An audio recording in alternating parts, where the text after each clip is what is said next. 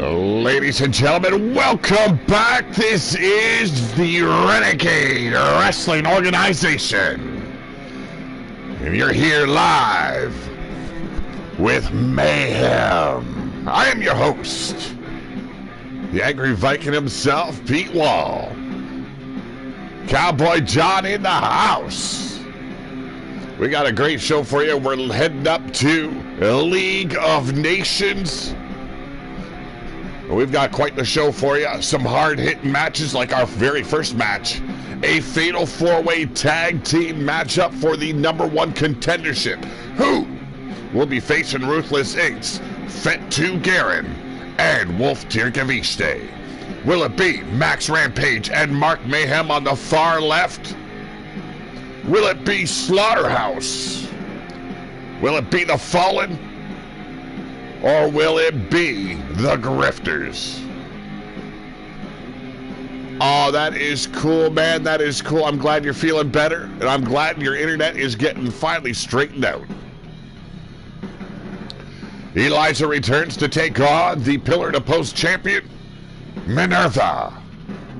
And then we've got the Brothers Den. That is Brother Brute Baker and Bannon taking on the BYCs, Sour Fang and Booger Ray.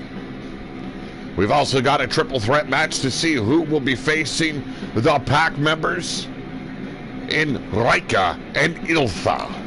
We've got Emma Cross and Bella Blackheart. They are the Bad Girls. We've got Lolian Star and Red Star. And then we've got Siri Bloodyard and Mighty Bloodyard. And we've got Azrael Black in the house. Oh, well, that is pretty damn cool, Azrael.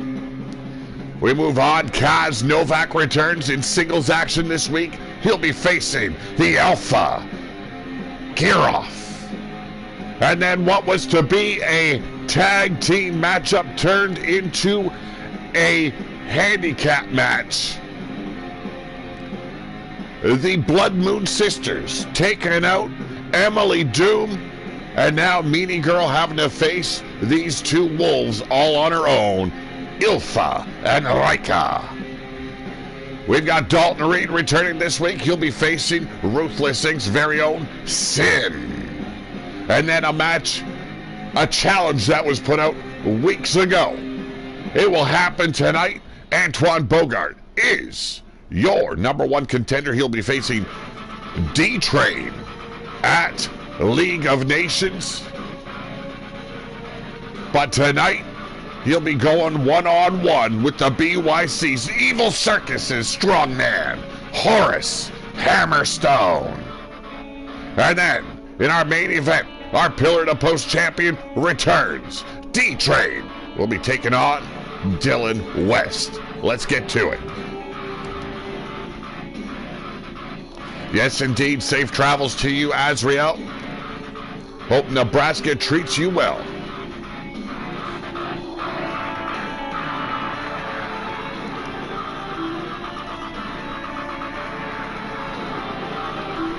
And don't piss off the other bus travelers with my raspy, sexy voice.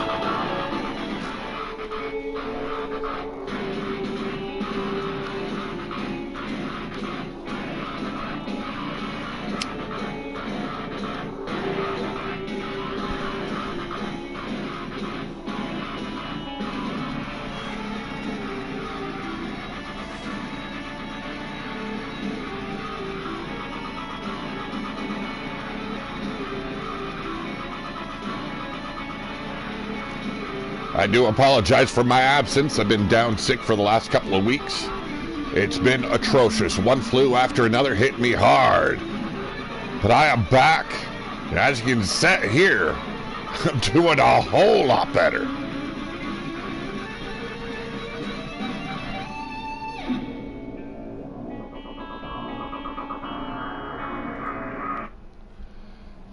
Well, let's get to it, folks. Our opening bout, Fatal 4-Way, #1 contendership match.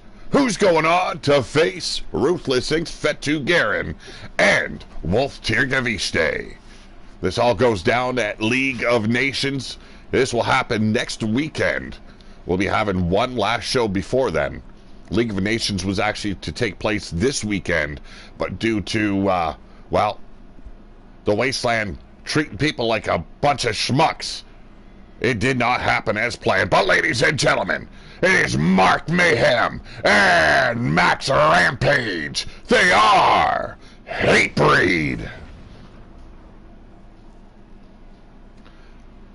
Hatebreed, a powerhouse tag team. Some tough sons of bitches. We've known Mark Mayhem for quite a long time.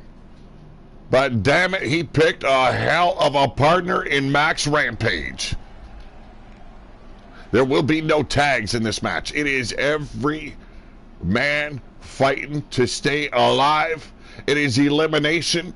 There is extreme rules. And you can only eliminate your opponents by knocking their asses out.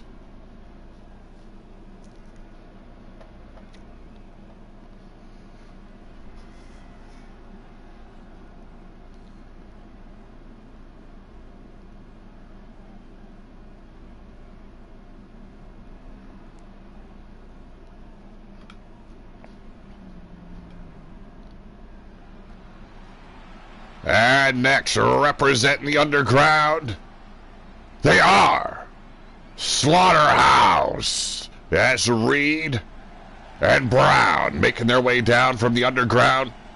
These men are well known here in the RWO. Tough as nails. They will go and take their opponents to the very limit and beyond.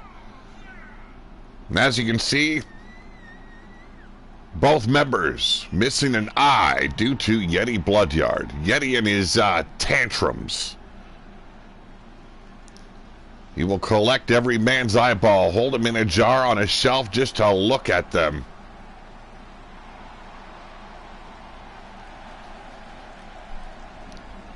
Yeti is known for his fits of rage. He'll be at League of Nations battling up against Fred Starr for the Wasteland Championship title. We will be seeing him in action before then. Be interesting to see how he looks, how good a shape he will be in before we get to League of Nations. And now, hailing from the lands of Bone City, he is D. Skinner. And his partner, R.J. Machete. They are the Fallen. How's everyone's week been going? How is your weekend shaping out to be so far? I hope everyone's enjoying their weekend. It was a beautiful day today. I missed about half of it. I didn't sleep last night, so when I did crash, it was like 6 in the morning. I woke my ass up at 2 in the afternoon, so I missed half the fucking day. But it was a beautiful day. Yeah, sure, in the wasteland here, dusty winds and sandstorms, it'll get you down. But when that sun be a-shining, oh, have mercy, what a beautiful day.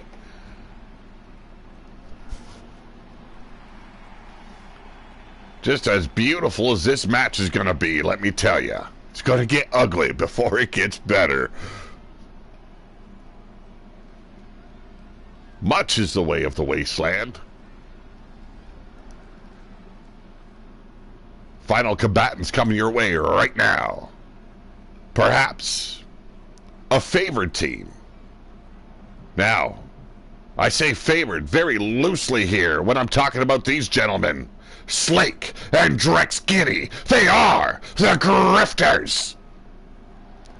Hey, they prevailed on their last matchup here in RWO. Came out with a solid victory. They are looking for the tag team gold. You can't blame them. If you're not in it to be at the top in this level of field, then what the fuck are you doing here? Now, besides grappling here in the RWO, they travel the wasteland sending their cure-alls and their medicinal stock of crap. And yes, it is crap. These men will get you sicker than a dog. Chewing on its own tail, thinking it's dinner.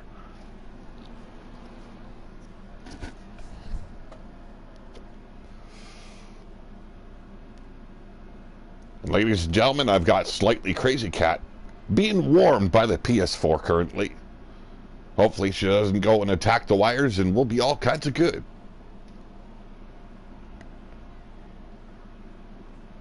Blaze in the house from Blaze Radio.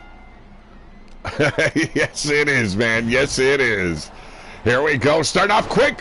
D. Skinner with an inverted DDT and a power bomb by RJ Machete taking out Slaughterhouse Brown.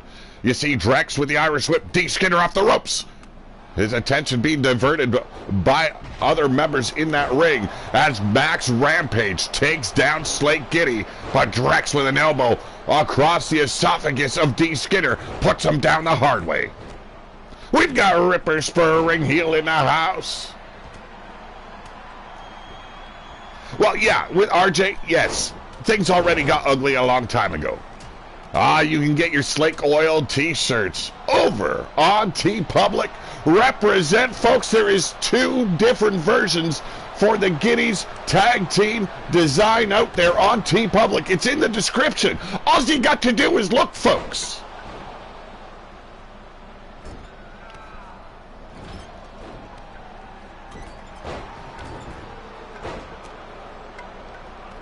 Oh, I am so happy to hear that, Cowboy. You don't know how happy I am to hear that. It is a downright sinister look inside that ring right now. We've got Slaughterhouse Reed tearing apart D. Skinner now with Drex in his hands, those knees buried into his ribs. Antoine Bogart in the house.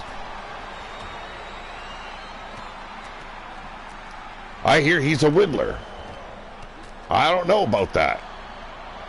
Here we go, D. Skinner with with Mark Mayhem, sending him over the top rope as Drex Giddy working the legs of that giant known as Slaughterhouse Reed.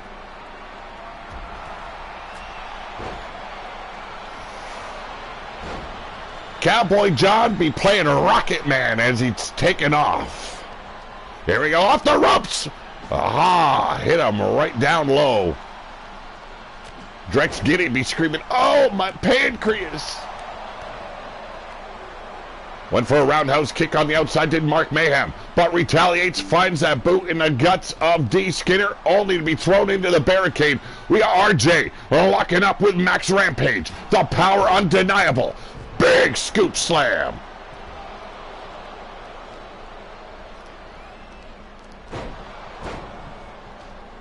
It doesn't, I agree, Blaze. It doesn't have a better sound, but you know what? Rocket Man John sure does. Here we go, he's got him goozled. Max Rampage eats the elbow. Nice return there by Slaughterhouse Reed, but a backbreaker into a flatliner by D. Skinner on Max.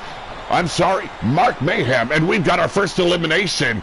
I believe Max Rampage has been eliminated.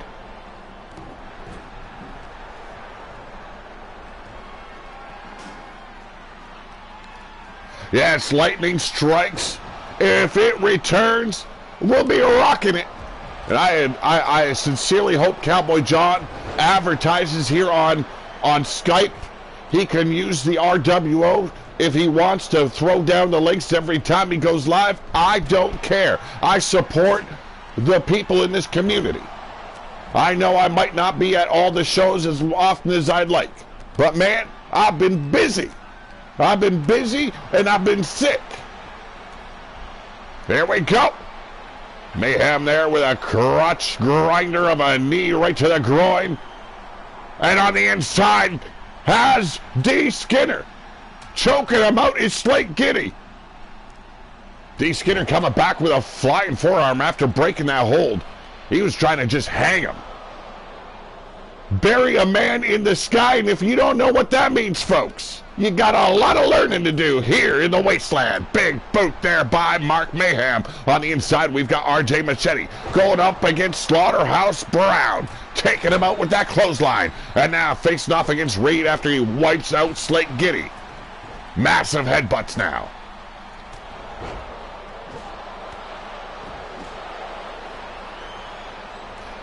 Yeah, probably. Just watch what you say, I guess. Yeah, Rocket John sounds like a porta potty company's name. You got that damn right. You don't just wreck your toilet, you wreck your ass. On the inside, we've got Slaughterhouse Reed working the leg of RJ Machete. On the other side, we've got Mark Mayhem going down at the hands of Drex Giddy. And here we go, Slaughterhouse Brown with an Alabama slammer, and his legs hooking on the apron could have crippled the man right there. Showing absolutely no concern for his opponents. This is a fight for survival, folks. Who is going to League of Nations? There we go, the ground and pound on the inside, working over that already disfigured face of RJ Machete is Slaughterhouse Reed. We got Mark Mayhem stepping in at a big double stomp. RJ barely getting out of the way. Both of them. You wrecked them, and you wrecked them. Everything broke now. Cobra clutch slam taking care of Slate Giddy there at the hands of Mark Mayhem. And now, just ragdolling RJ Machete into that German suplex. Drex Giddy with a DDT taking care of Reed. And Slake has Mayhem goozled. Shot right to that old, my pancreas.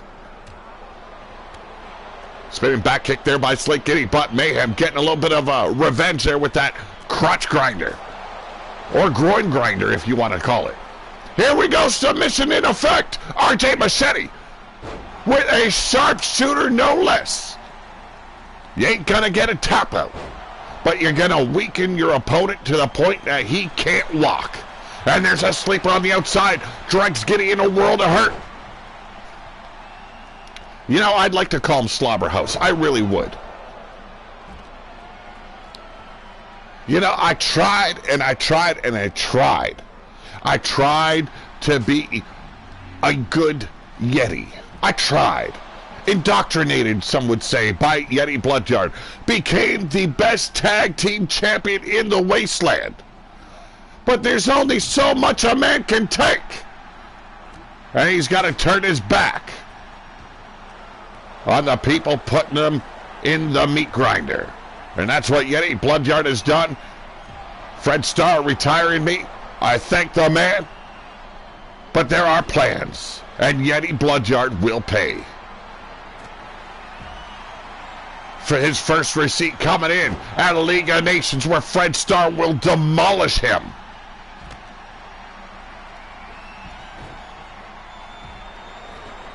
Here we go, big boot there by Mark Mayhem. Killshot Matt Storm in the house. How you doing?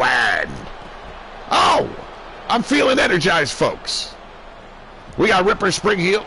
Elsewhere, Eddie is ball gagged and restrained while a female Bigfoot does a ew.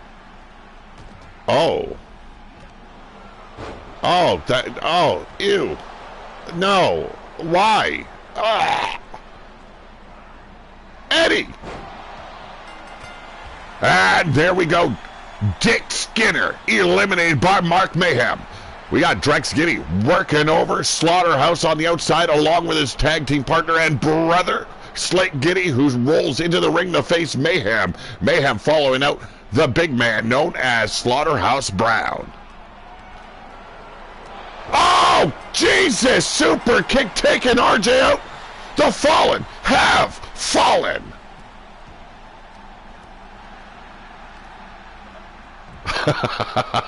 Hey, with a name like Ball Gag, she better be a wild one.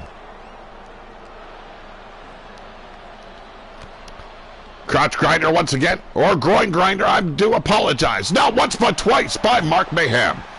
We're down to the finals here. The last four members remaining in this matchup. We got both Giddies still very much alive in this matchup. We've got Slaughterhouse Reed, or is that Brown? It's one of them. I don't give a shit. And we got Mark Mayhem from Hatebreed.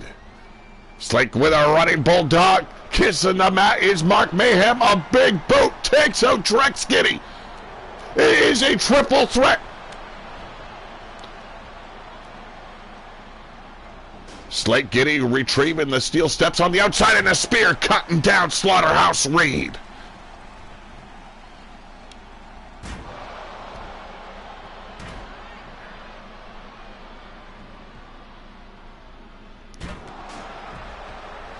Well, let's see if Slake Giddy can pull this off. Slake and Drex, I couldn't care for them and their profession. They milk the people of the wasteland for every last drop of credit they have. But inside that ring, they've been showing us they are perhaps one of the most dangerous teams here in the wasteland. Some might say they win by luck, but I got to start thinking it's by design. They're luring these men in under a feigned weakness, and then they capitalize. And right now, it is Reed capitalizing with that right cross, and go to sleep. The Giddies eliminated. Bye-bye to the Grifters. It comes down to Hatebreed and Slaughterhouse.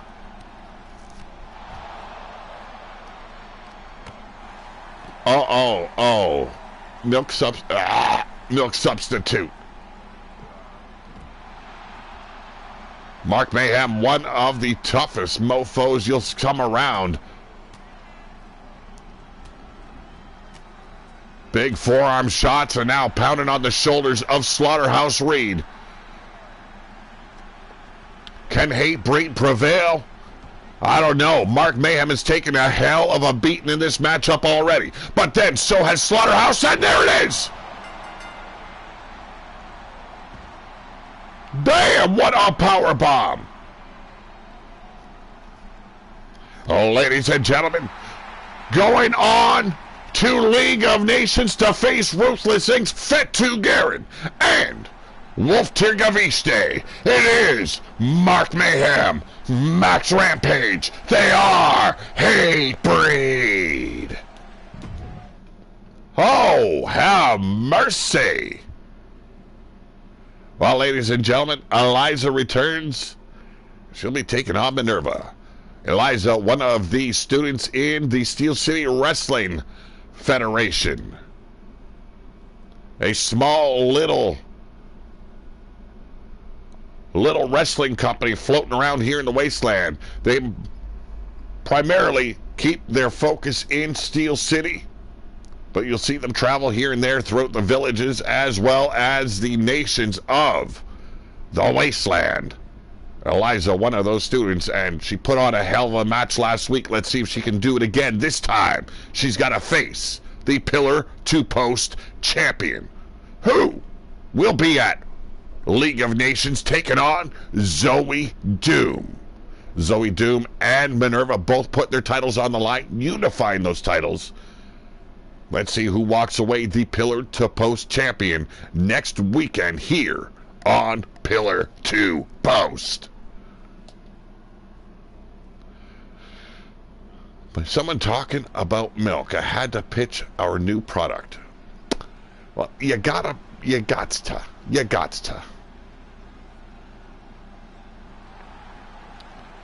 I don't even know if I want to ask what the brand of milk is, but oh, ladies and gentlemen, making her way from Steel City, a member of the Steel City Wrestling Federation, she is Eliza.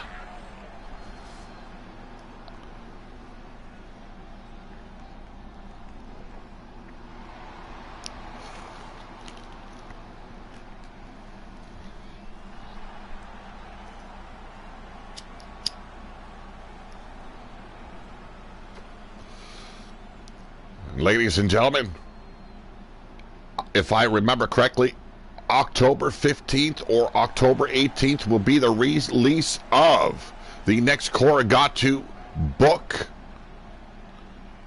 It is a collaboration of authors.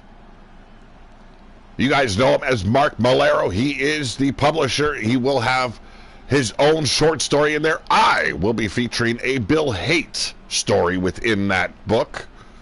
So if you want to check that out, make sure you're ready for it. But ladies and gentlemen, she is your pillar to post champion, making her way from ruination. She is the leader of Ruthless Inc.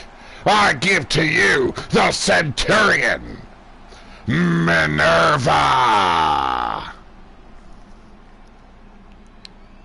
It's our own brand, Giddy Milk. Oh, Jesus. Just look like giddy up for Giddy Milk.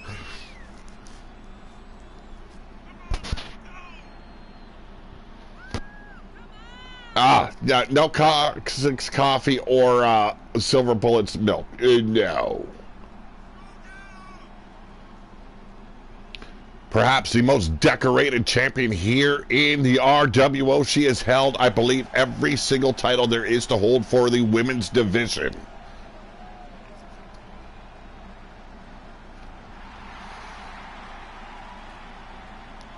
I always look forward to seeing Minerva in that ring. Hashtag dem thighs all day and all night.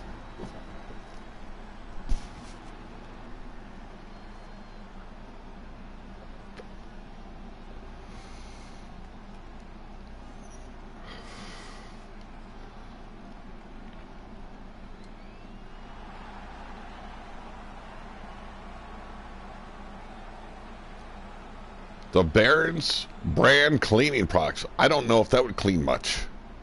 Made from the guts of zombies.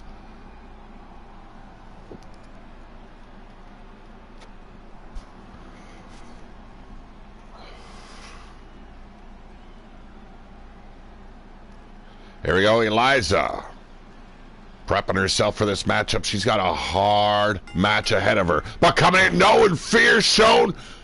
Went for that drop kick. Minerva went for a forearm, missed the mark, but a quick roll up. Too damn close to the ropes after that power bomb. Minerva looking to end this quickly here. Can't really blame her. Why risk injuring yourself before a big pay-per-view?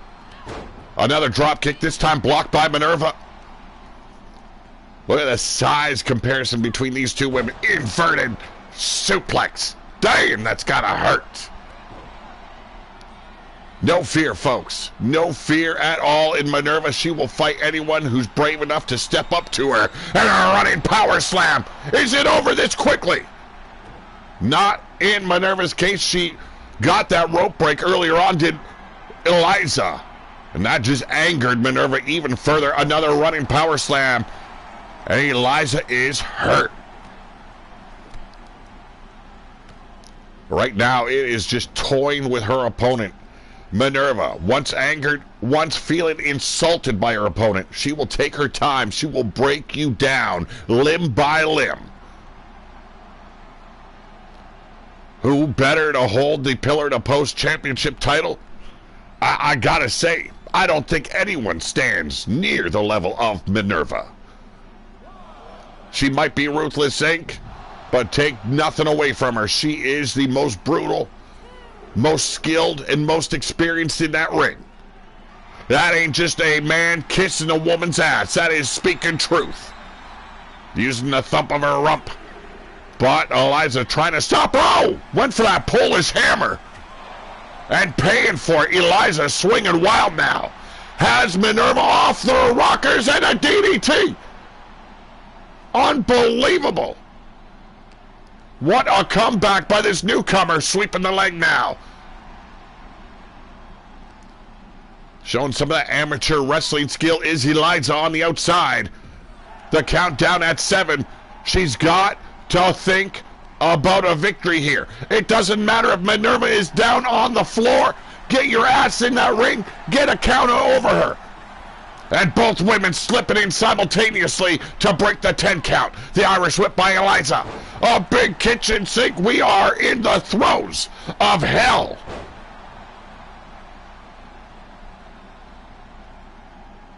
Here we go. Eliza still capitalizing on a weakened Minerva.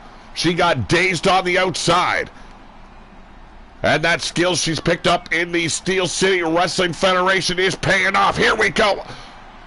Took her down by a throat hold. Spanish Fly, stay in position. We got the cover. 1, 2. How Minerva kicked out, could never tell you. But goddamn it, Eliza putting on a clinic here with the champion, and a blackout could seal the deal. We got the 1. Well, the 2. And that's all you get.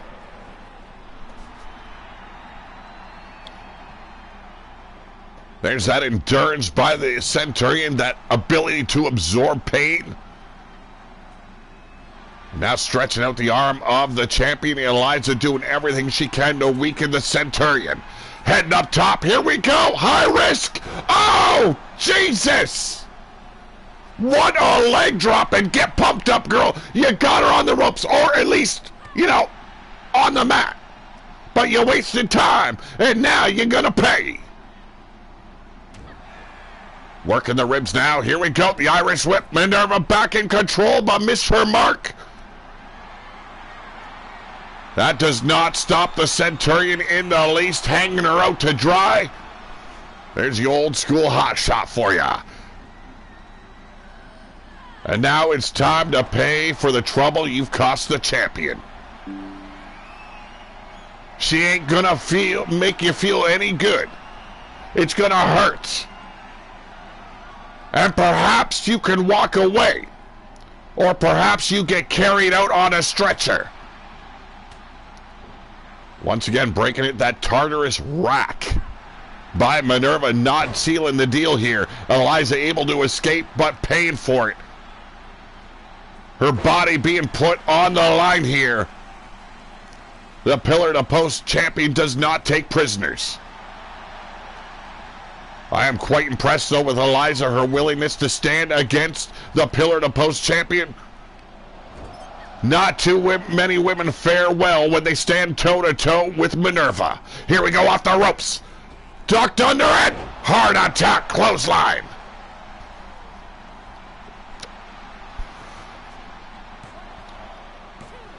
And another kick out by the champion. Eliza getting in a lot of lucky shots. Or perhaps her training has set her on a course to be one of the next champions here of the RWO. This is a non-title. Minerva doesn't need to risk her title tonight. But god damn it, Eliza whooping her ass. Oh, and it could happen right here. 1, 2.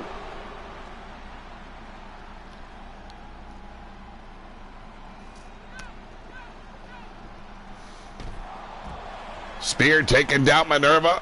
Well, acidic water will clean, but you won't have much left after it's on whatever you're cleaning. Or your hand, for that matter. Measuring out Minerva once again. Eliza setting her up the blackout.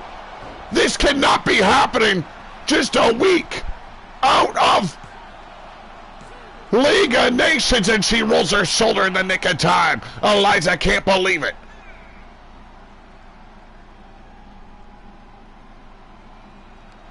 We've got exactly a week before League of Nations, and Minerva is battling for her existence here in the wasteland. Right now, though, could seal the deal. She has put up with enough, and tapping out from the Tartarus rack is Eliza. Ladies and gentlemen, wow. That was a display of tenacity on the part of the challenger. That Spanish Fly, it could have sealed the deal multiple times. Look at this maneuver right here, the package driver. Another blackout could not seal the deal. Minerva come back quick. Hit the Tartarus rack, locked it in deep. Left with no choice, the tap out. Eliza sent back to Steel City, perhaps to learn some more skill. Oh, ladies and gentlemen, the winner of this match, she is your pillar to post champion, Minerva.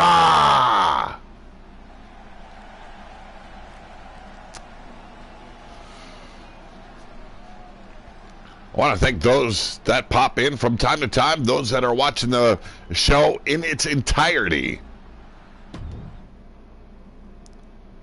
we will be having another show, maybe two, before this coming weekend to take you to League of Nations. But up next, Brother Brubaker and Brother Bannon, they are the Den Brothers, taking on BYC's very own Prince, you might say, Sourfang and Booger Ray Yeti.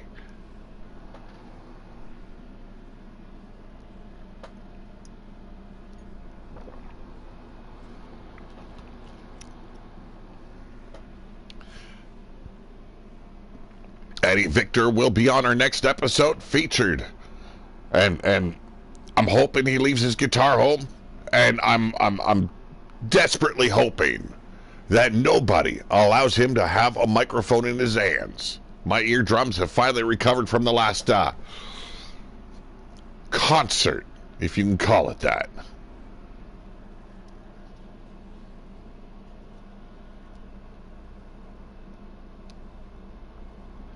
Yes, quickies can be good sometimes, but I'm not known for a quickie. I take my time.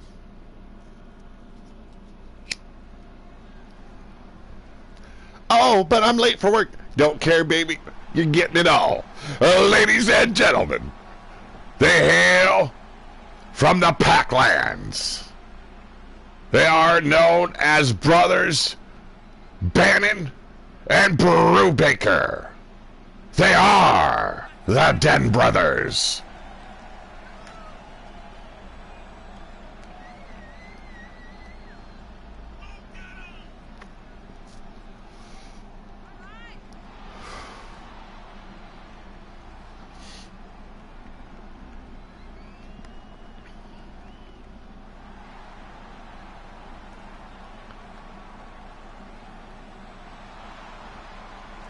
There we go. Den Brothers returning. Former tag team champions of Big Dog Wrestling.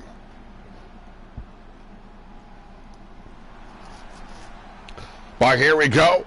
Having reached the age where he finally got his growth spurt. Oh, ladies and gentlemen, he is Booger Ray Yeti. And his brother and tag team partner, Sourfang Bloodyard.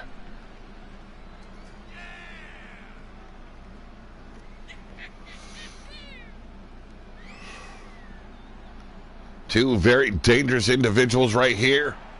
How will they handle the likes of the Den Brothers? We're about to find out.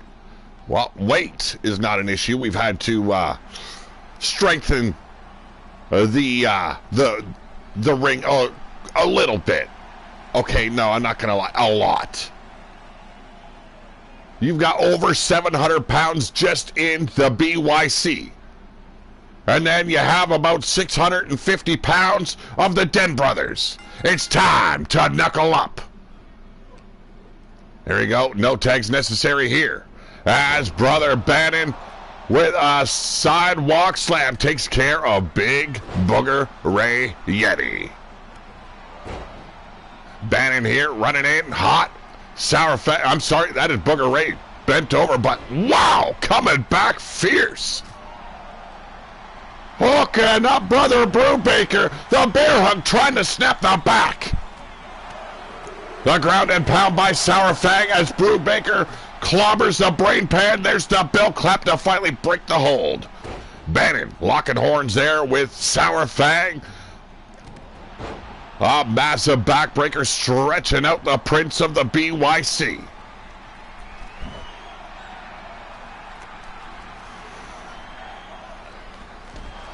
There's a shoulder block taken down. Sourfang to the outside. Captured the chair before the strike. Booger Ray at the mercy of Bannon. Has him up and got all that weight up. Sourfang turning Brubaker inside out with that clothesline. We've got a fucking match for you. And knocking the chair out of Sourfang's hand. Bannon ever at the ready for the BYC. Red Star in the house. How you doing? Nipplehead. Nipplehead! I always miss you, Fred. A fellow Viking. Why could I ever not miss a fellow Viking?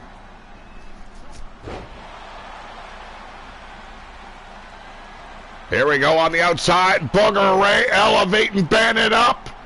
Stalling vertical. Oh, this is going to be hellacious. The landing as physical as it can get. The impact real.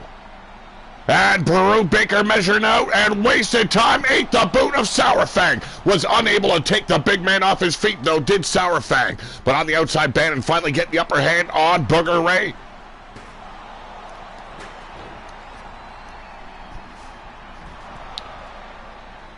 Yeti Bloodyard will be making an appearance on our next episode, gearing up for his upcoming encounter with Fred Starr at League of Nations, coming your way this coming Sunday. That's next week, folks.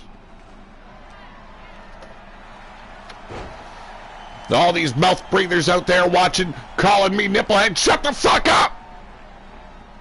Here we go. Big old gut wrench taking care of Bannon. Steel chair still in his hand, propping it up in the turnbuckles. Not a good sign. But no, you gotta be kidding me. Big shoulder block by Booger Ray from the top to the outside. Our man Too True in the house. Baseball bat got knocked out of Booger Ray's hands.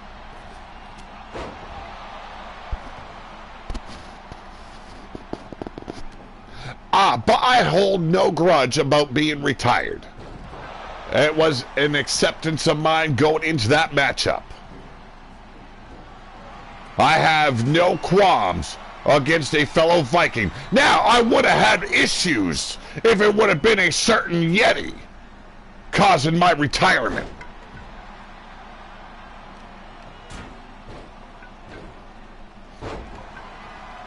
Right now, Booger Ray trying to concuss brother Brubaker. Here we go, eats the knee. Not just the tip, all the knee. Oh, they are all big boys. There's a whole lot of weight in that ring right now.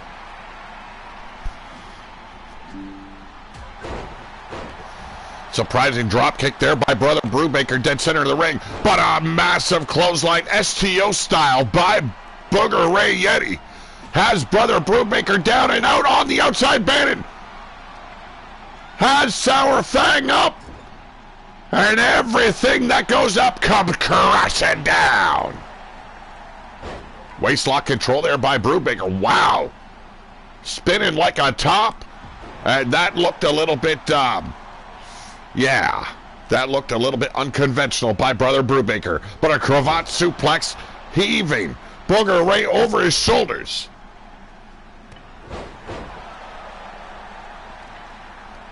The walking carpet's titled...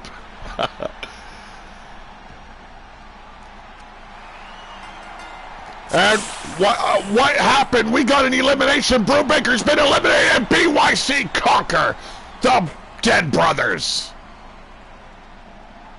I'm sorry, I was reading the chat.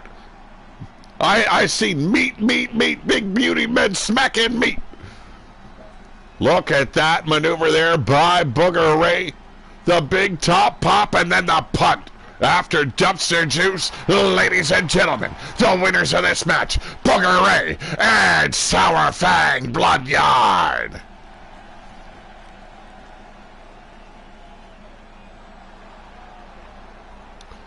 Thank goodness I-beams and rebar can be salvaged, or that poor Ray, no fucking shit.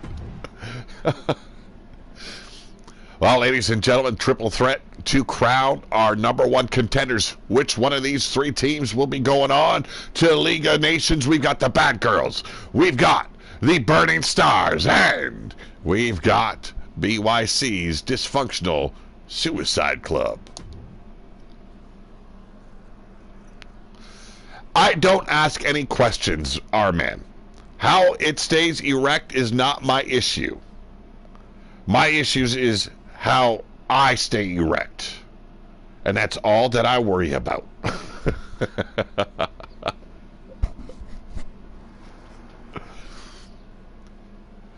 Ladies and gentlemen, if you're enjoying the show, make sure you hit that thumbs up. If you're not subscribed as of yet, hit that subscribe button. There is a notification bell.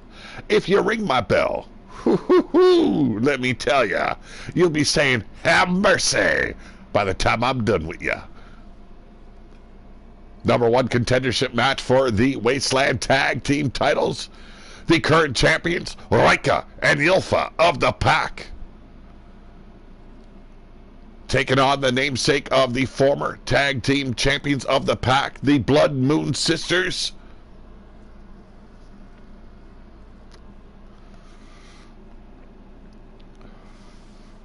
Miney and Siri teaming up once again. There's a lot of hopes by Evie and Yeti that Siri Bloodyard will be the next big star coming out of the underground. I have no doubt they are a powerful team here in the Wasteland. They've already proven that. But let's see if they can get through these other two teams here tonight. Let's get to it.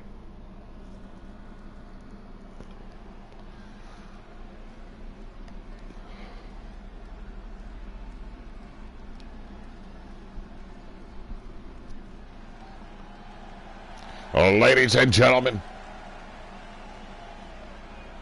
known as the Bad Girls, they are Bella Blackheart and Emma Cross. Yeah, there are many a man that would like to manage the Bad Girls, let me tell you.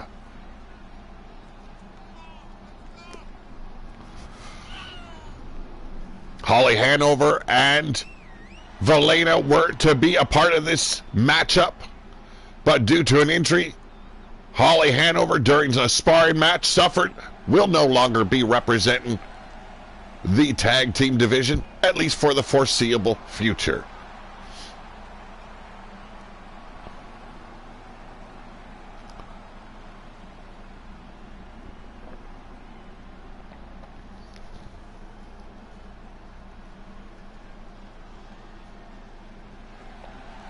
Now, we will be bringing managers back into the game. But ladies and gentlemen, representing the Savage Lands and the Red Skull Commandos, they are Lolian and Red Star. They are the Burning Stars. They're going to light you up, let me tell you. They have made quite some waves here in the RWO since their arrival.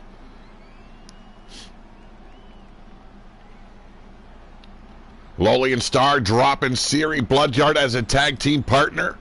They were tag team champions at the time. Now looking to get those tag team titles back around their waists. This time, it's a family affair.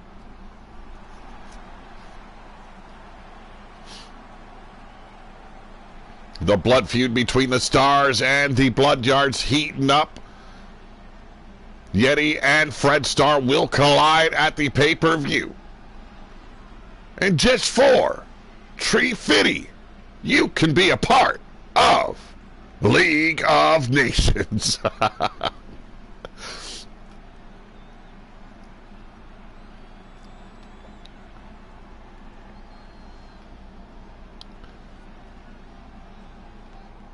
And now, represent the underground. They are members of the Bloodyard crew. They are the Suicide Club. Miney and Siri Bloodyard. Not sisters, not cousins. I don't even know how that bitch can see. Paint all over the eyes and then having hair that you can't even fucking see through. What the hell's wrong with you, girl? Go get your hair cut.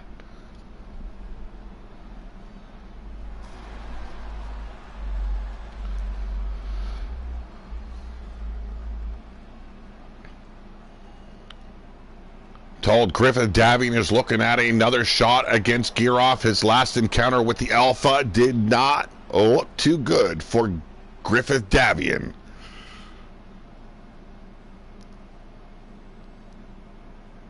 That could be coming our way next week. We'll be finding that out shortly. But here we go. Triple threat, knockout elimination. The Bad Girls going straight to work on the Bloodyard crew. The Suicide Club. Oh, you might as well just have hung yourself in the sky. But the bad girl taking care. Oh, shit. Single leg busting. Crab locked in. Has Lolian Star in a predicament, but a quick reversal. And now Lolian back up on her feet. But it's Siri going after Red. Basement flatliner. And Mighty with a big German taking care of Emma Cross. Emma quickly rolled to the outside, saving her scrawny ass. And eats a knee from Lolian does Bella Blackheart. Electric chair reverse there by Mighty Bloodyard. A little splatter face for you. So tell me how your weekend's going, folks. Like that chat up a bit. Have some fun. Who do you guys predict to move on to League of Nations? Who will be the #1 contenders for the Tag Team Championships? Red rolling to the outside after getting demolished inside the ring. The Bella Blackheart just taking it to both Mighty and Siri Bloodyard, getting tossed in the ring here by Lolian. Lolian capitalizing this feud between the BYC and the Reds. I'm sorry, the Stars. Heating up on the outside. Guineas for tag champs, of course. I'm talking about this here. Blaze. And I'm sorry, wasn't it not Hatebreed that walked away the #1 contenders? It just seems implausible that the Guineas will get a shot before League of Nations. Here we go on the outside. Mighty Bloodyard has Lolian up, gonna crush her with that vertical. Say good night and goodbye. Springboard diving forearm by Red. But Bella Blackheart taking over, roll through, landing on her feet. Red pushing her off. Big scissor kick taking out Bella Blackheart. Bella, though, quick to her feet, only to run straight into that boot. But a quick reversal. There's the hip toss as Mighty destroys Emma Cross on the outside, working the arm.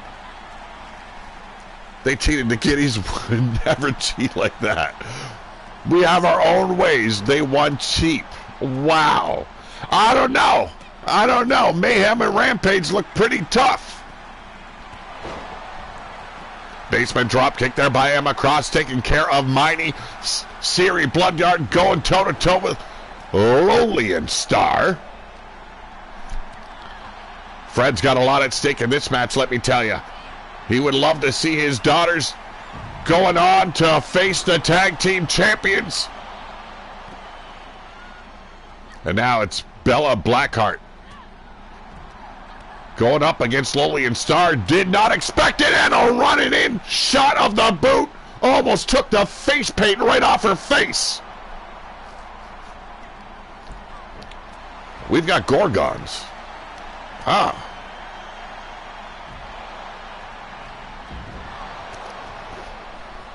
Okay, Crazy Cat. Fuck off a little bit. There's been a melee on the outside. Red wiping out Mighty Bloodyard with that clothesline, but from behind, it's Emma Cross, and from the top, an elbow drop.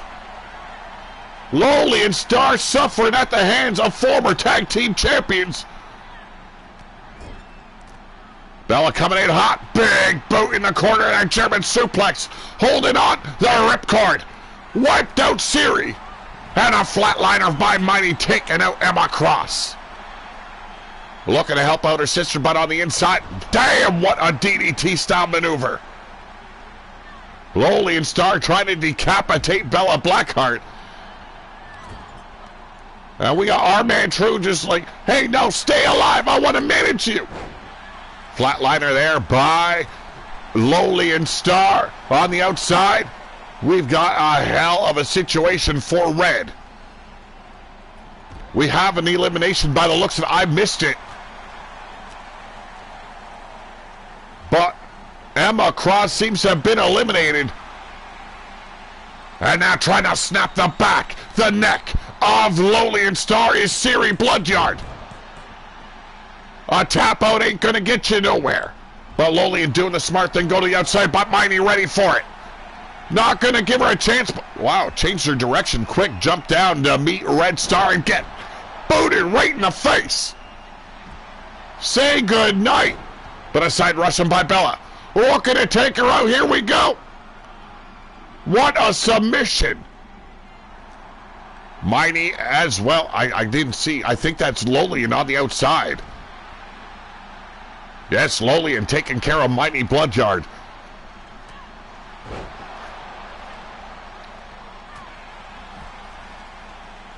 Here we go. It's Bella Blackheart and Siri Bloodyard on the inside. Back suplex there. Bella staying on the attack, keeping Siri off her game. On the outside, Lolian taken care of. I believe that's Mighty Bloodyard. The barricade in our way. The cameraman not getting a good shot of what's going down. But yes, it is Mighty Bloodyard suffering at the hands of another star. Bella Blackheart wiping out Red Star here. But a quick reversal and Siri coming in. Missed the opportunity. Went for Hurricane Rana. Red saving her sister here in the barricades. It is a war to become #1 contenders. All three of these teams have an issue with the Pack. There's no ifs, ands, or buts about it. The Pack starting to regain control of the wasteland, perhaps not in the favor of those here living in the wasteland.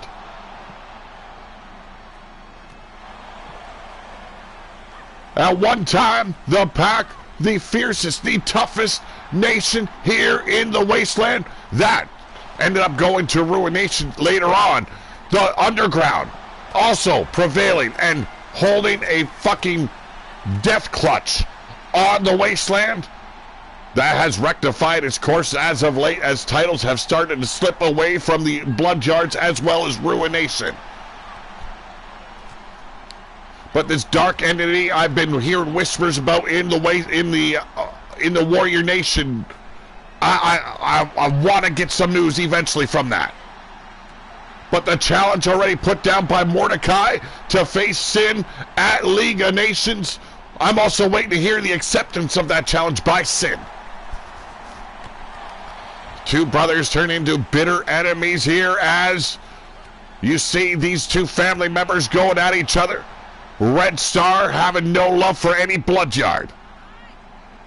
But Bella Blackheart could easily swerve the deal here for the Stars, aiding Siri Bloodyard in taking a victory here. Oh shit! Did I? And Red Star has been eliminated. Knocked the fuck out. Oh, good to hear, Ripper. Good to hear. I love it hearing that you guys are doing good.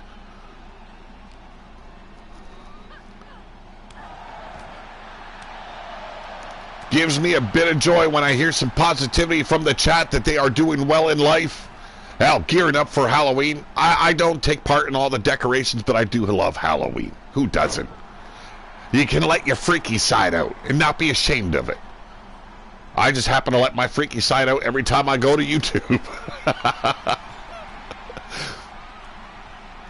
Loli and Siri and Bella Blackheart, the final members of their teams. Dropkick, a grazing blow, got Bella Blackheart, meant to connect with Loli and Star, and here we go.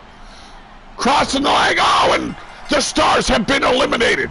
It's down between the Bad Girls and the Bloodyards. Will the Suicide Club move on to League of Nations? Will they challenge the Pack? And there it is. The referee just calling it. There was no way Bella Blackheart would have escaped. The Suicide Club moves on, and they will go to League of Nations to face the Blood Moon Sisters.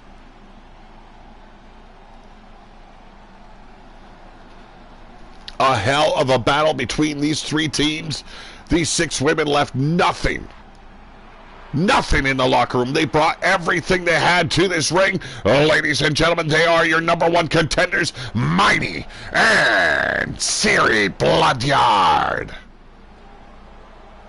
The next generation of Bloodyards could be as dangerous as the first were.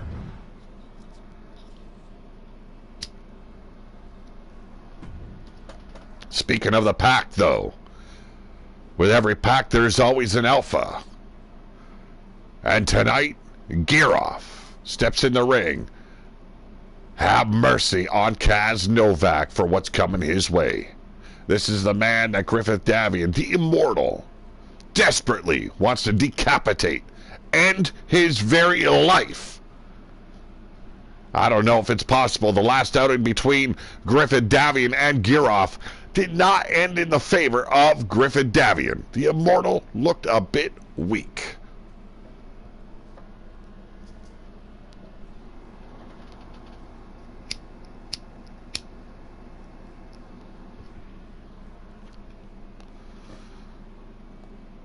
This is a tables match, folks. Very possible that Novak could get away with a sneaky victory here.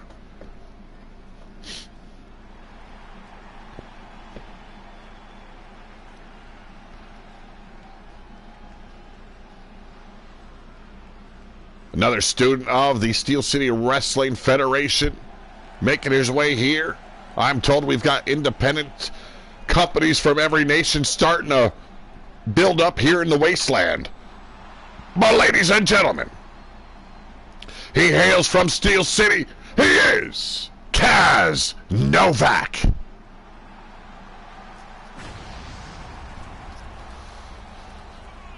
Quite the entrance for someone so lowly on the totem pole here in the RWO.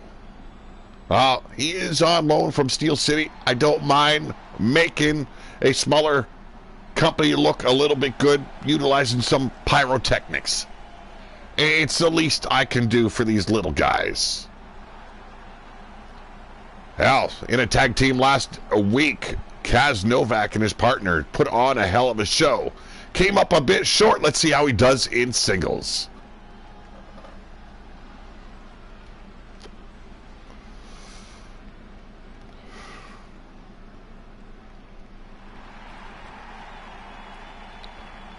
And now, ladies and gentlemen, he is a former ruler of the wasteland. Here's the alpha of the pack. He is Giroff. Not looking too happy is this man right here.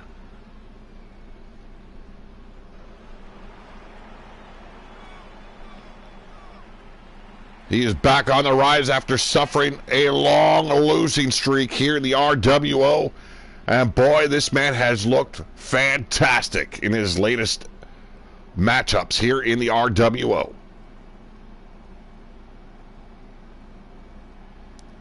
Perhaps the rest of the pack putting his leadership in doubt has strengthened and emboldened this man to put on the best show he can. Because the alpha must represent the pack with strength. And any sign of weakness could find you in the gutter.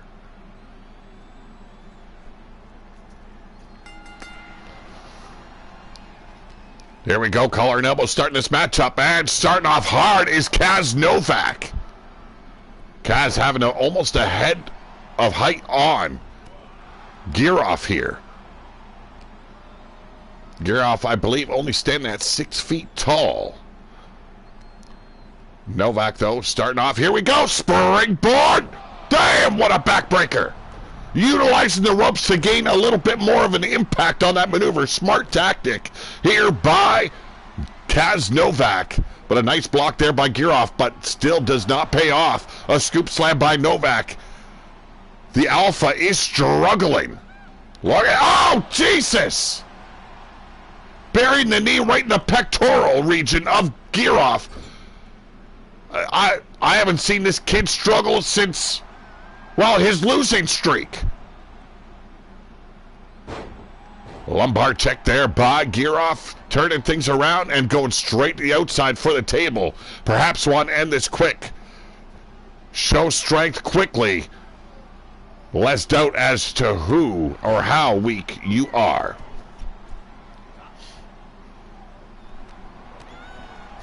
Am I saying Giroff is weak? Not a damn chance.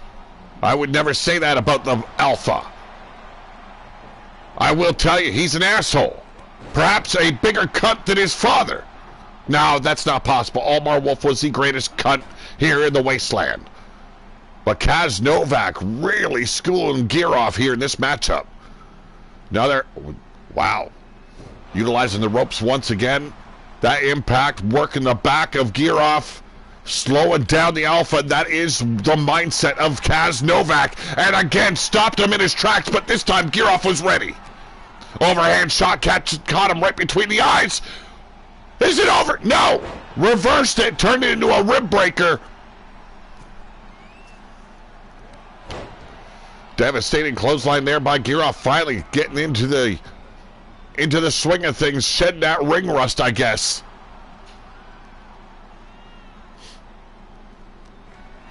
Having control over Novak is what is important here for Giroff. And a chop block after the reversal. Novak back in control.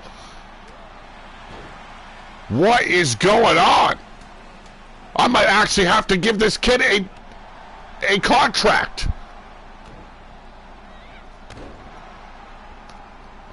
Elbow drop and working the rib still is Kaz.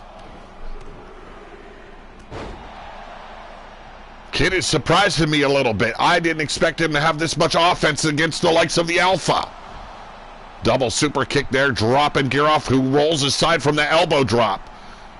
Here we go, front chop block connects. Wiped out Novak. He's got to end this quick here. He's got no off. Oh, and it's over. Just like that, folks. But I gotta say, Novak schooled Giroff for the majority of that matchup. No ifs, ands, or buts about it. Giroff had to work for that victory, and I'm almost leaning towards luck at this point that he walks away as the winner of this match, Giroff.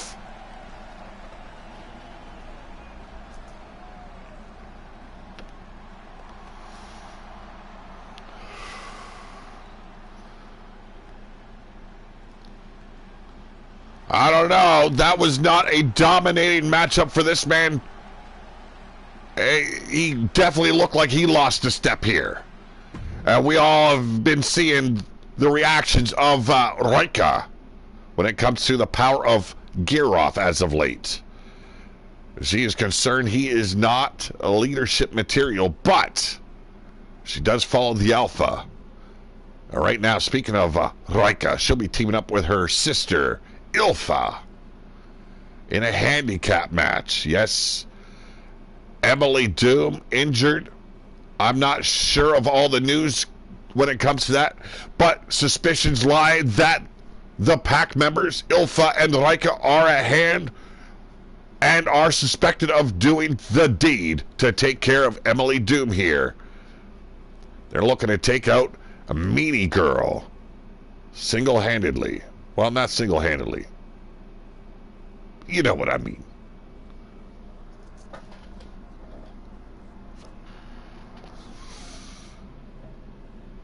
The pack, hell, you could call them the innovators of the blindsided attack here in the wasteland.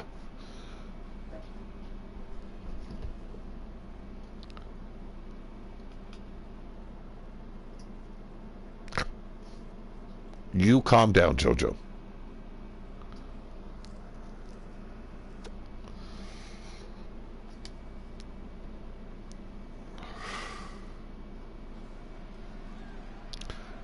Ladies and gentlemen, this is a handicap match representing the Underground and the Doom family.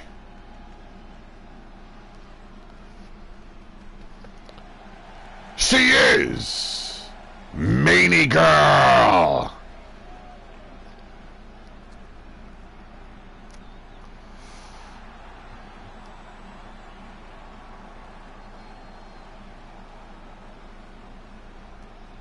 Who wouldn't want to chew on that? I mean, yeah. Never mind. Twin sister of Evie Bloodyard, your current Wasteland champion. Meanie Girl's got her hands full. No tags necessary in this match. Meanie Girl is going to have to find a way to outsmart the pack here tonight.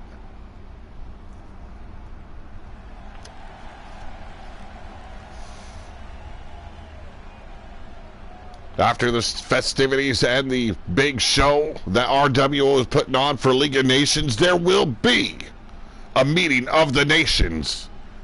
We'll bring you as much news as we can from that meeting and let you all know what's happening here in the wasteland.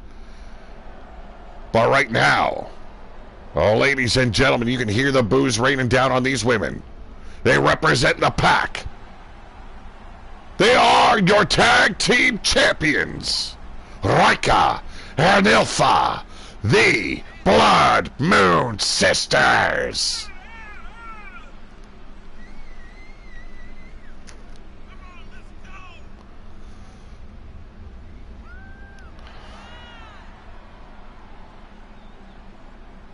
Told we will have reports later on about the condition of Emily Doom and what transpired. But right now, it is survival mode for Meanie Girl.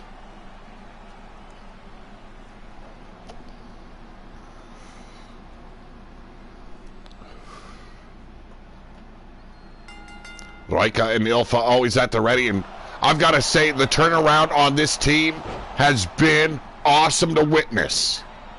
Bringing gold back to the pack. Here we go, Ilfa. With the waistlock control, the German suplex trifecta. Yes, it is. Working the back, the neck of Meanie Girl. Moving back in is Ilfa. But fighting with her life is Meanie Girl. I don't know what Meanie Girl and Emily Doom have done towards the Blood Moon Sisters to have them this pissed off. Well, right now it's Meanie Girl being tossed out to no man's land, and Ilfa, as well as Rika, hot on her tail. Nice recovery there by Ilfa. Hip toss, and stepping back into the ring as the referee gets to the count of 2.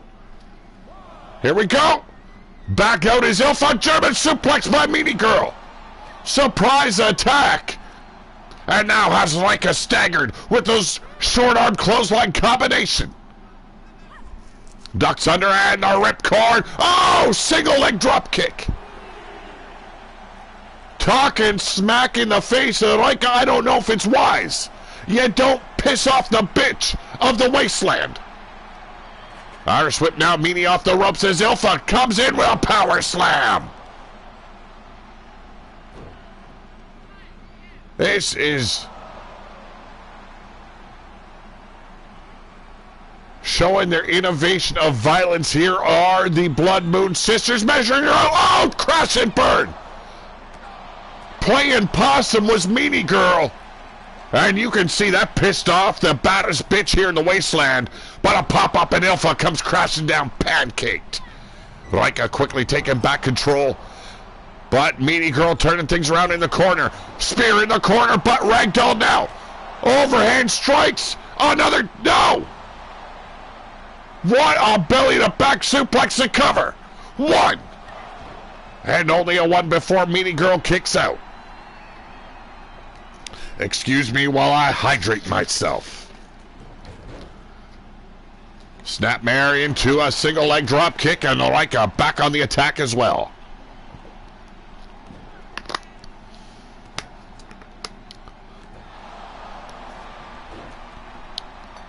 Working together are the Blood Moon Sisters, only getting a count of 2 once again. But Ilfa measuring out Meanie Girl.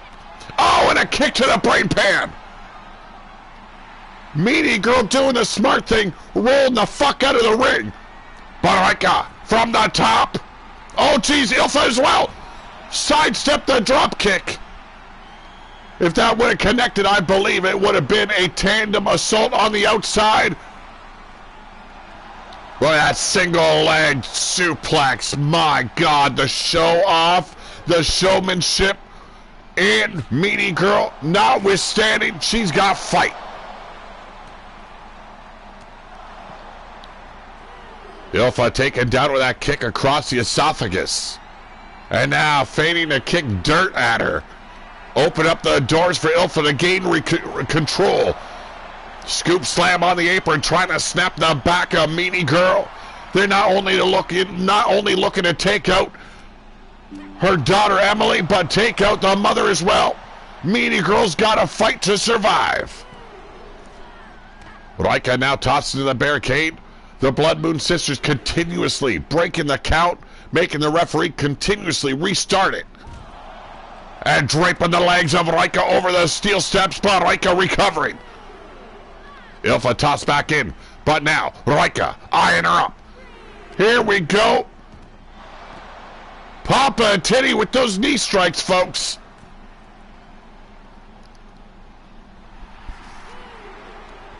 Meanie Girl taking her time. I don't blame her. She's got to be hurting at this point.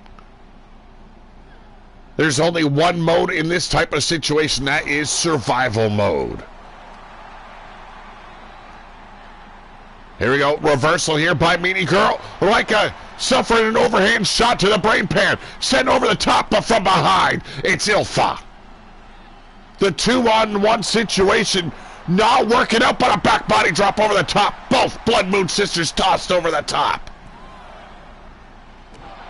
Boot to the midsection, but from behind. Oh, caught her with the super kick. Meanie Girl shocking the Blood Moon Sisters. Got her Gozo, taking her down, choking the life out of Meanie Girl. Oh, she's got it. It's lockjaw, I believe. And somehow Meanie Girl kicks out. Catching the boot now, Rika, and a pump kick puts her over the top. But from behind, it's a devastating clothesline, folks. The numbers game just too great for even Meanie Girl. Capture suplex. Some might call it a T-bone.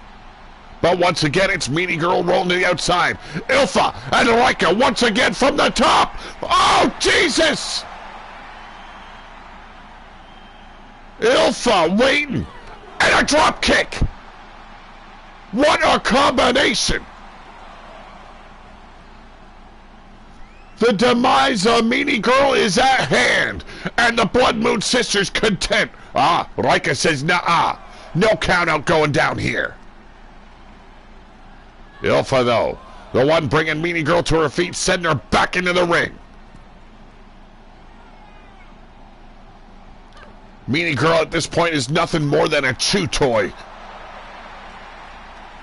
But continuing to battle through the pain, the misery she has been dealt upon. Here we go, the ripcord, single leg drop kick. Unbelievable fight, unbelievable stamina in Meanie Girl. And again, those short arm clotheslines, gearing it up. There's the ripcord. Gotcha right in the mouth hole. Cover. 1, 2. And somehow Meanie Girl survives.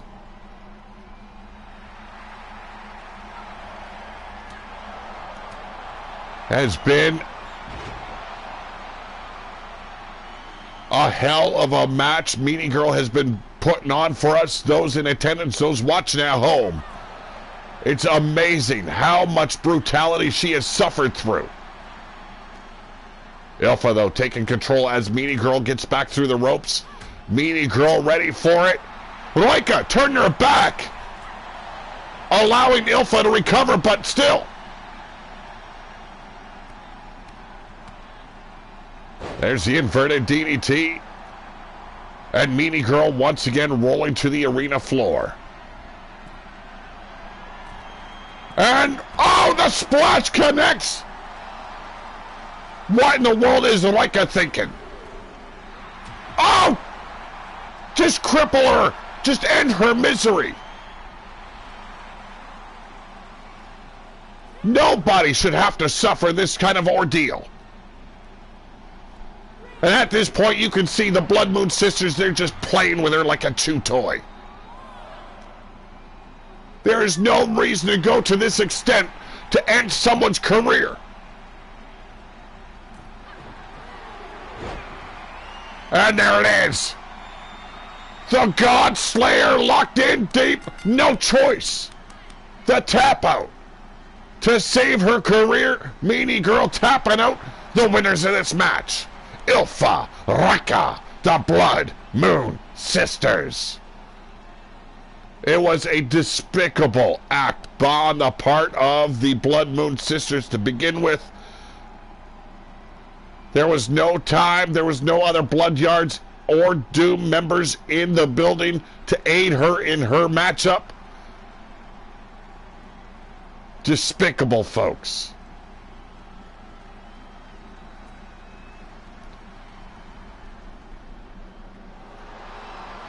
There's your winners, the tag team champions here in the RWO.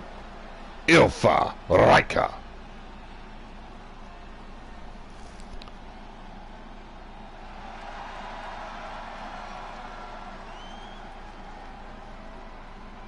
I don't know the meaning behind the attack on Emily Doom. I don't know the reasoning for coming in and handicapping Meanie Girl in this matchup. But up next, representing the Ruthless Inc., it is Sin returning. Will we know if he accepts the challenge of Mordecai? We're going to find that out later on tonight. But right now, Dalton Reed returns. Let's get to it.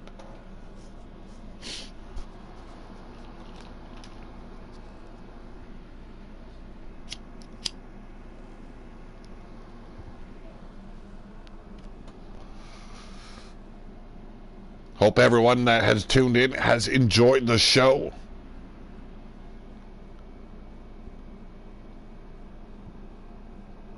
Some big things popping already tonight. We've got Hatebreed going on to face the tag team champions in Ruthless Inc. at League of Nations.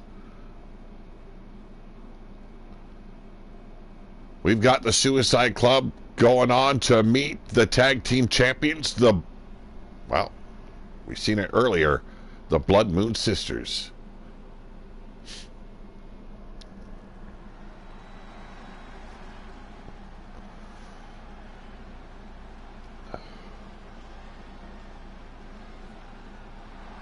Oh, ladies and gentlemen, representing Steel City Wrestling Federation, he is Dalton Reed.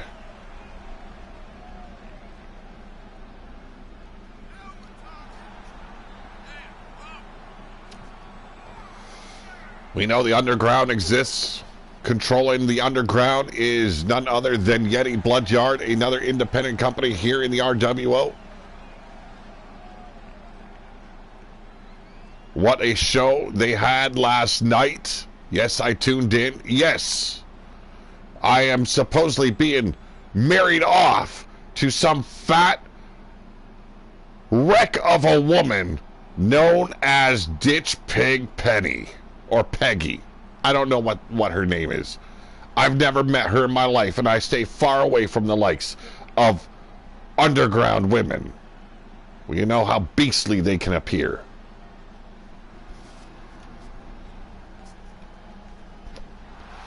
And now, making his way from Ruination, he represents Ruthless Inc., the originator of sin, the Nightmare, known as Sin.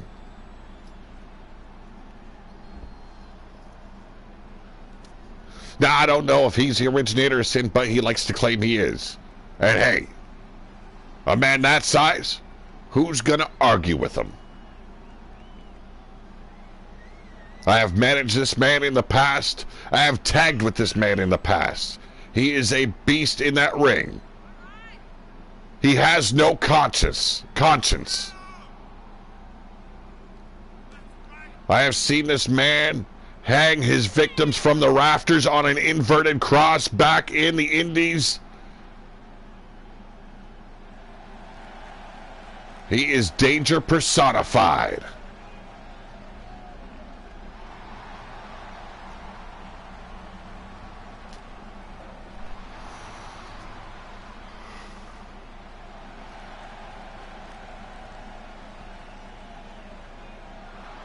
Gone is the face paint. The white and black representing Ruthless Inc. in totality. Walked away from Warrior Nation to join the likes of Bill Haight, Minerva, Griffin Davian, Wolf Tirgaviste, Fatu and Drake Guerin, David Ruin. Oh, I say his name with disdain because that man still owes me a 50.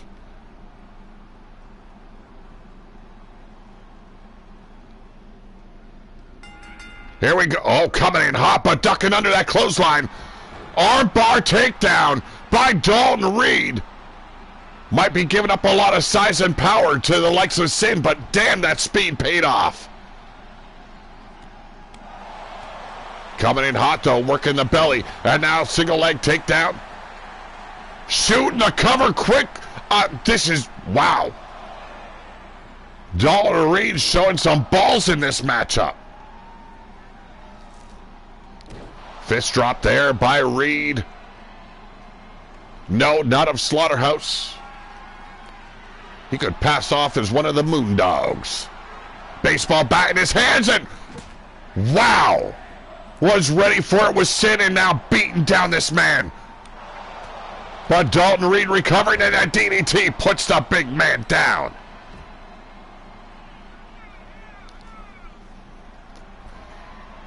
One leap up to the top. Double axe handle came up short, did the little man. And now, payment cometh your way.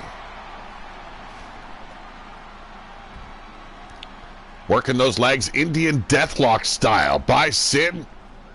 He knows how to cripple a man up inside that ring, let me tell you. I have sparred with him, I have managed with him. I know his capabilities. And if he agrees to this matchup against Mordecai at League of Nations, all hell is gonna break loose. I have likewise managed his brother Mordecai. These are two very dangerous big men. And Blaze, I'll tell you right now, that's gonna be a whole lot of man meat being slapped around inside that ring come League of Nations.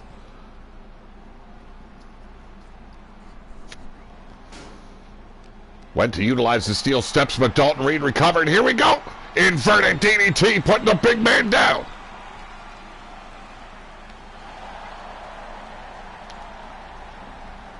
Quite impressed with these students of Steel City Wrestling.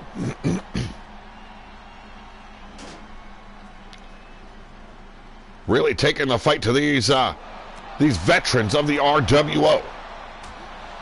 But working those hands, a little fisticusses by Sin.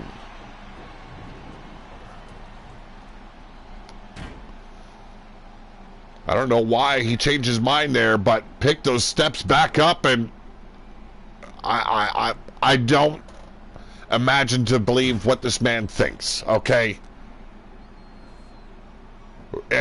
Rearranging furniture at ringside, it's not what I taught him. Well, here we go. Big power bomb.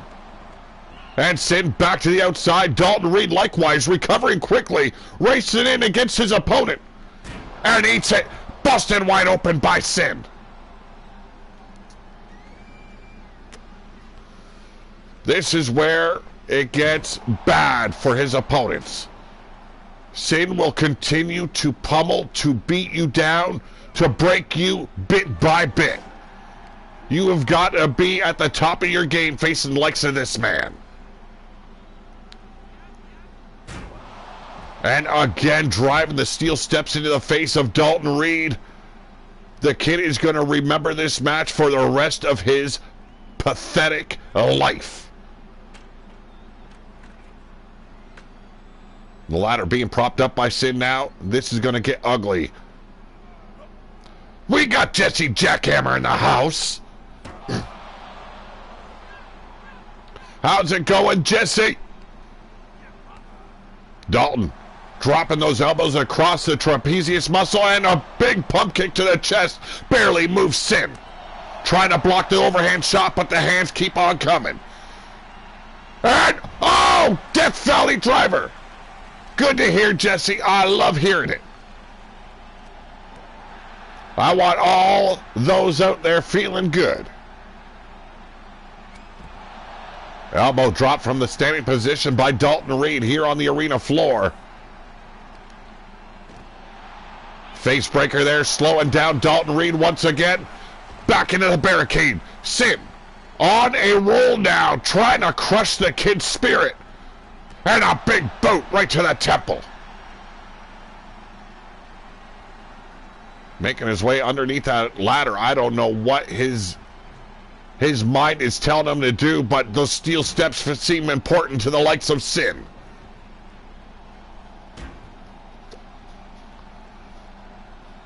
Forgot about the steel steps, now racing around to meet Dalton Reed.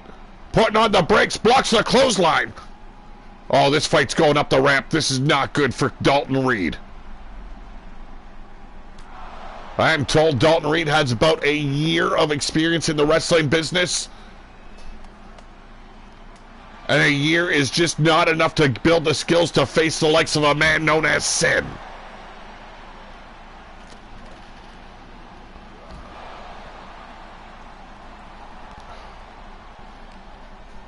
Got to admit, though, oh, DDT on the concrete.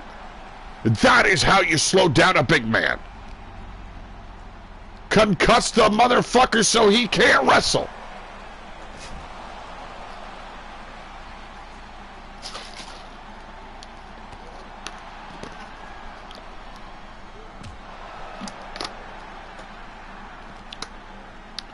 Took a moment to hydrate, folks. Sin turning things around once again, working the bicep with that knee drop. Continues to break down Dalton Reed. Oh, geez, just demoralizing the kid now. Rubbing his face into that concrete. Oh, Jesus. At this point, I guarantee you, Dalton Reed is wishing this match was over. Making a comeback with a hip toss, though. I have no doubt there is going to be bloodshed at League of Nations. Oh, shit! Oh, on the concrete! Dalton Reed destroyed! And why? Why drop the knee into the groin? Why?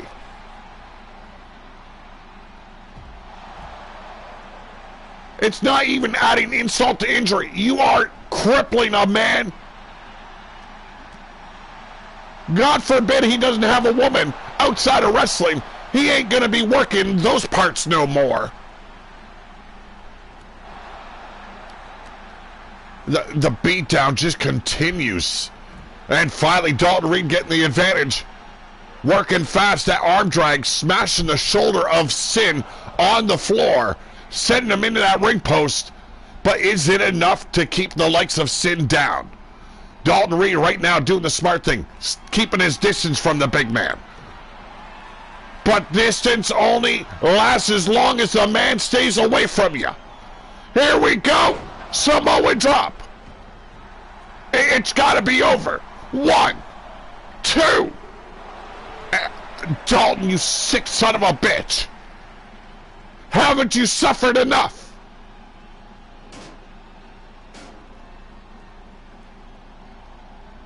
The kid's got guts but no brains. And again, Sin's gonna cripple this kid. And Dalton Reed turning things around, pounding at the brain pan. Was looking at suffering another power bomb. Tilt-a-whirl head scissor takedown. And Dalton Reed back on the offensive. Working that shoulder again, this time hammer locking that. Oh, shit. Oh, Jesus! Weakening the arm of Sin, it's a smart tactic.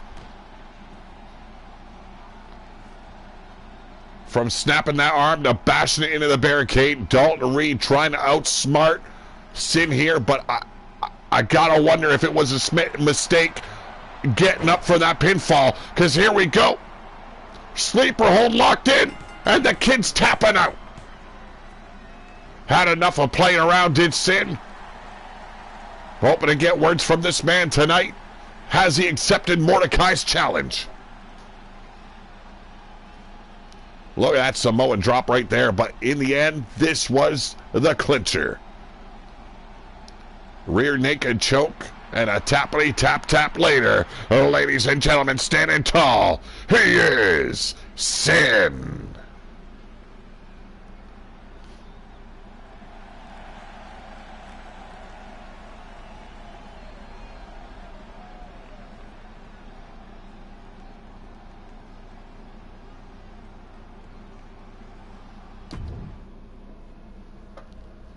Well, up next, this challenge was thrown out weeks ago. Antoine Bogart will be going to League of Nations to face D-Train for the Pillar to Post Championship. But Horace Hammerstone, he wants a piece of that action too. Can he dispose of the assassin? We're going to find that out right now.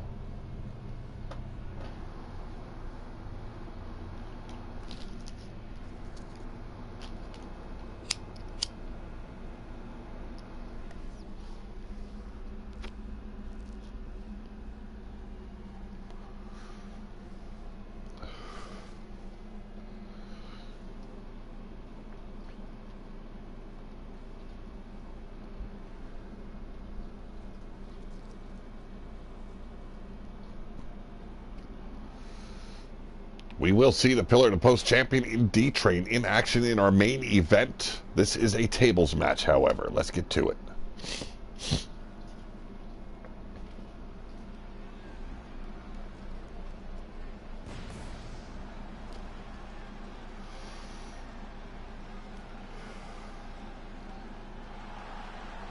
Ladies and gentlemen, making his way from parts unknown, he is the assassin, Antoine Bogart.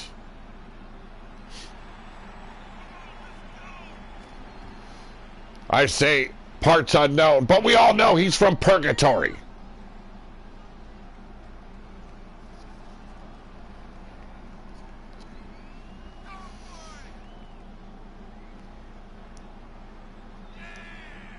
Being captured after assassinating many in the wasteland, those that don't belong, as they were referred to. Seen a lot of them here in the RWO Legends, here on Pillar to Post.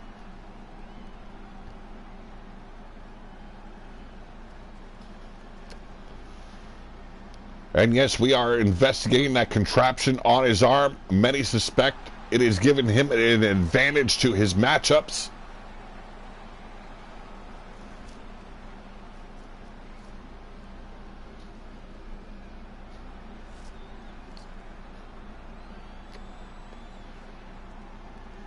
Looks like he's got steel wrapped around that arm. He's got a devastating clothesline, and he loves to use that arm to connect with that clothesline. Can this man survive, though? Represent the underground and the evil circus. He is Horace Hammerstone.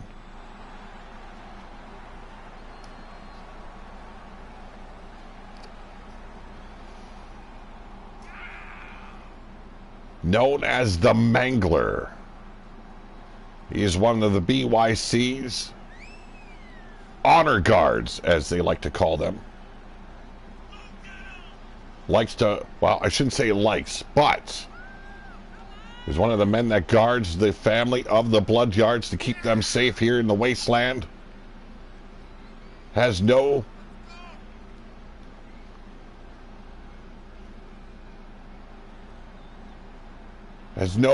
conscience of breaking a man in half if he tries to get at the Blood Yard family. Seen some hell of matches from this man.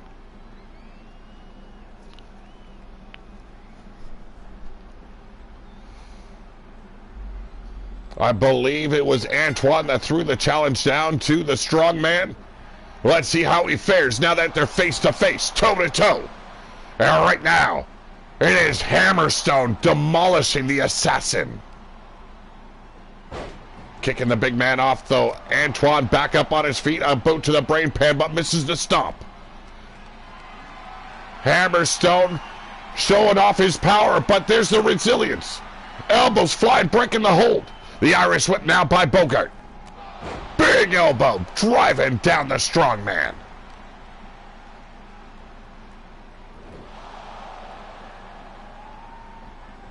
This is what he's got to do. He's got to try and keep the big man off his feet, but was unsuccessful in the doing. Finds himself out in no man's land. And Hammerstone makes his way to those steel steps, the infamous steel steps here in the RWO. Everyone seems to have a love affair of those steel steps, a love-hate relationship, some might say. They love to use them, but sometimes just can't figure out how to get the job done.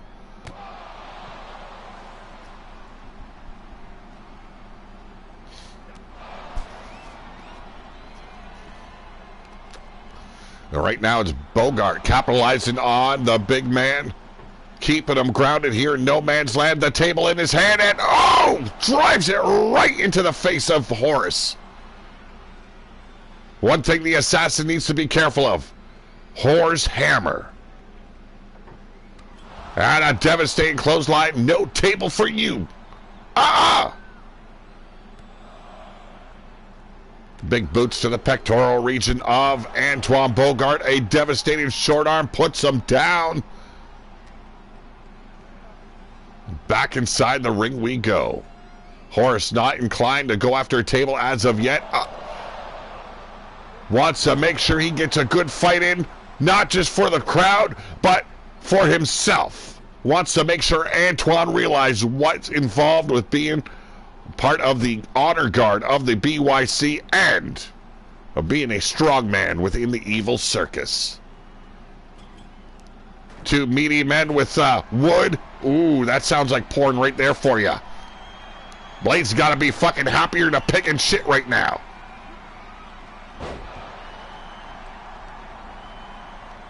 Some man meat. Oh, and just like that, Hammerstone cripples Antoine Bogart. Just heaved him over his head into the table. Watch this again. Devastating.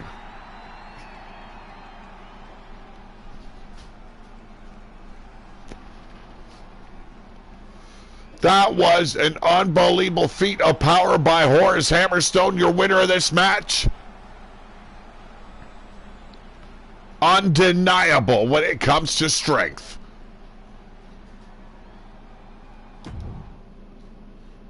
Just don't sit next to him. It pleasures him to no end to fart beside you. But ladies and gentlemen, making his debut here in the RWO, Dylan West will be taking on the Pillar to Post champion, D-Train.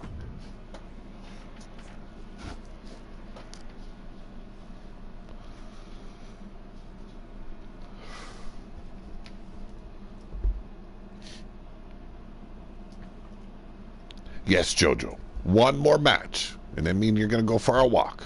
Okay? No. Be good.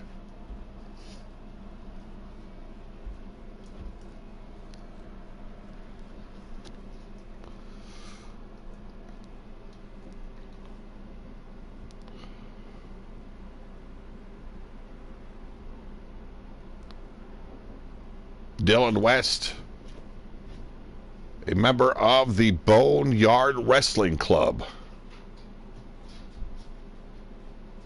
Let's see how he fares against the Pillar to Post champion. Main event time, folks.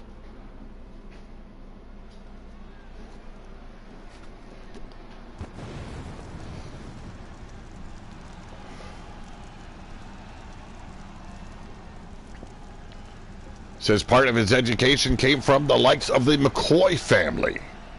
But ladies and gentlemen, hailing from the Boneyard, he is Dylan West. Boneyard is a small community within Bone City.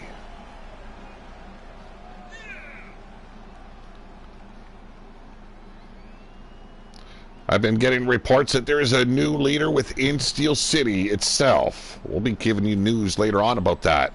We got some plans coming up in the future. An RWO webpage coming your way. It's going to be done very much like a magazine, and you will find so much more within there. Thank you very much, Cowboy John. I much appreciate that. I am itching for some lightning strikes now. It is so good to hear that you are coming back to YouTube.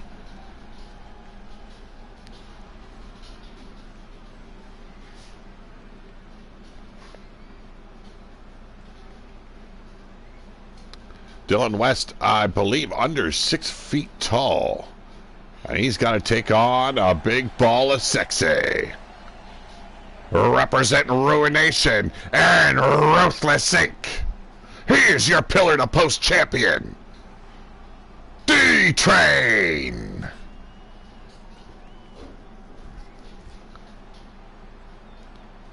Antoine Bogart has a hell of a match coming his way at League of Nations. Once this locomotive gets going, not many can stop this man. Dylan West has quite the debut match ahead of him.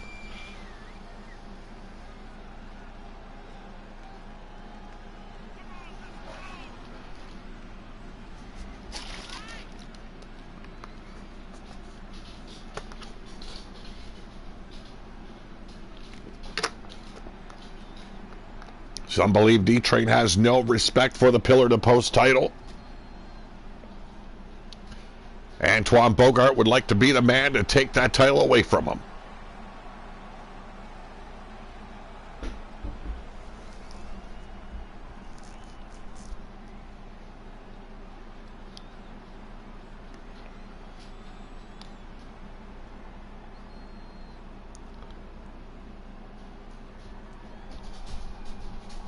Bogart claims he will elevate that title to the same status, if not a higher status, than the Wasteland title itself. I will want to see that when it happens, because right now is D-Train showing this young kid there ain't none better.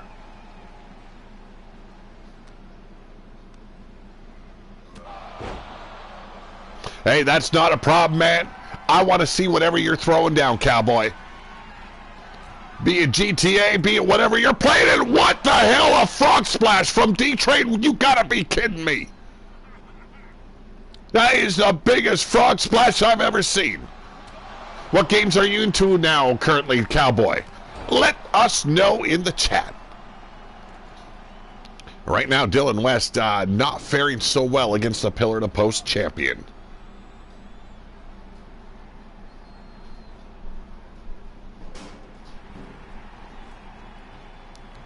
Here we oh, from behind! A variation of a famouser, a leg bulldog, if you will. Or a lariat from behind with the leg. Whatever you want to call it, it looked nasty. That only managed to piss off the Pillar to Post champion. Now working the hand of Dylan West. This is not what the kid needs, is that big man holding those. Oh, the steps into the back.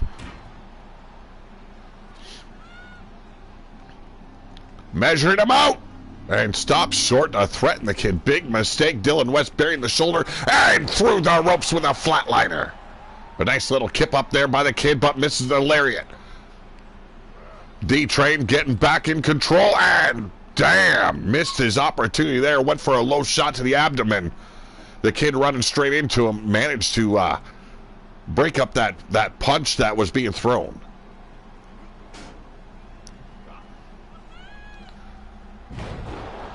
It will be interesting to see what you are bringing us when you're back on YouTube.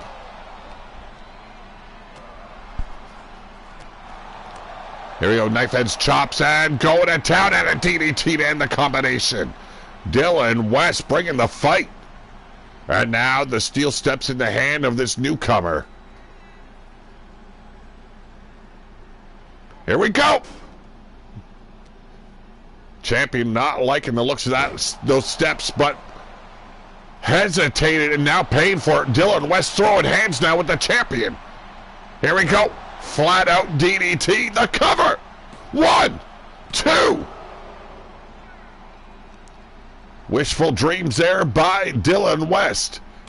And bitch slap, putting him in his place is D-Train.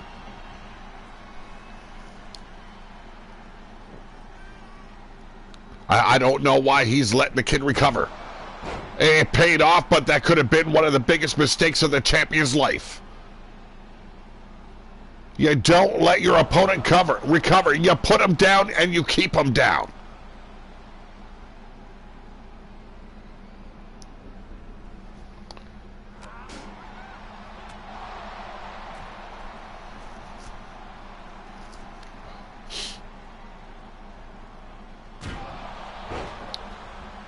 Chat is a bit broken, it seems.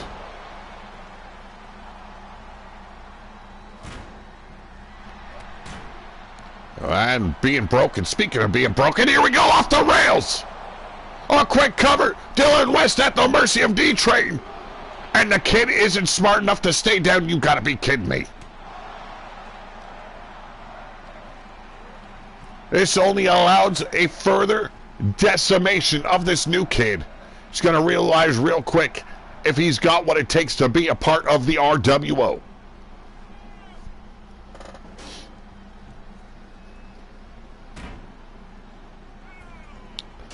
West stepping back through the ropes as D-Train goes to the outside, trying to lure the kid back out, but the kid not playing that game. Biding his time for the champion to get back in, and drop kick only meant to stagger the champion. Has him hooked. Oh! We've seen another man utilize that move. That was Blaze McCoy. The fisherman driver not good enough to take out D-Train. And now Dylan West looking to take him out. Rolling back to his feet, but a drop kick staggering the champ once again. Irish whip into the turnbuckles. Dylan West getting driven back with that elbow shot. Here we go. Oh, here we... Damn! Got a mouthful of mat, folks. D-Train's had enough by the looks of it. That steel step back in his hands. The kid not playing the game, not going out to meet D-Train. And there it is, the power of the champ. Gourd buster across the knee.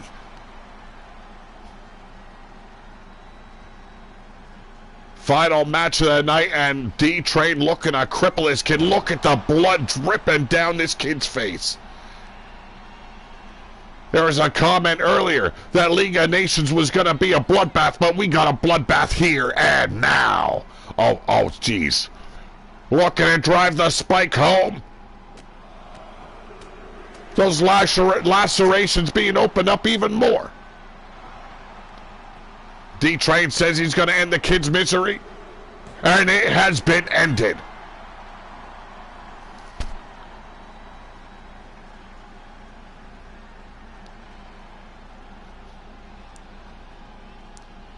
Not a problem, Cowboy, not a problem. Don't worry about that at all. Don't waste your money on AEW Fight Forever, though. That was bad. Ladies and gentlemen, the winner of this match, he is your Pillar to Post champion. He is D-Train.